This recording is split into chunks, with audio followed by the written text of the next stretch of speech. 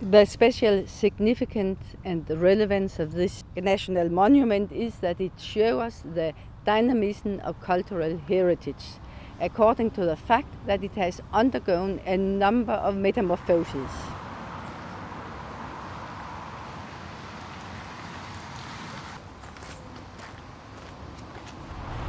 So let's go over to part of the old churchyard so we can see some of the context in which the Isted Lion originally was installed. Some of the people, some of the graves of individuals who were placed here.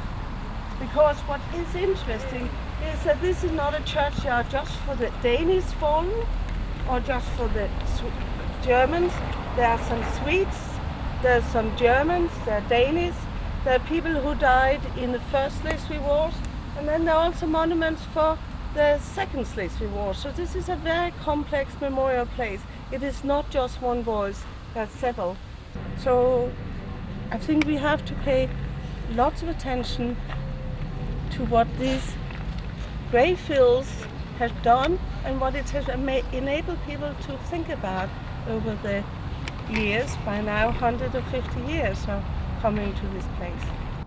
The Isted Lion was erected as a symbol of a Danish victory in the First Schleswig War in 1850, and it was erected here at the churchyard in Flensburg.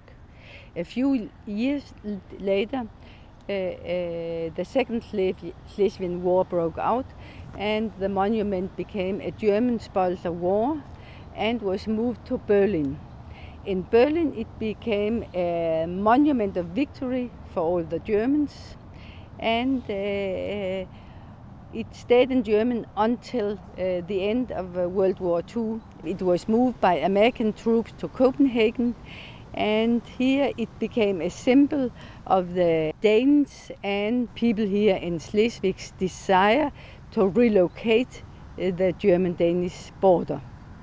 And now it has been moved from Copenhagen to Flensburg and has been changed into an expression of German-Danish friendship. The Isted Lion tells us that sites of memory are often reinterpreted, and they gain their vitality from a renewed usage that often is extremely far away from the event that they originally were intended to commemorate. For the CRIC research project, the Isted Lion is a key issue. It shows us that cultural heritage is always very dynamic. It shows us that it's the current needs which define which aspects of the past are granted the status of being the so-called true history.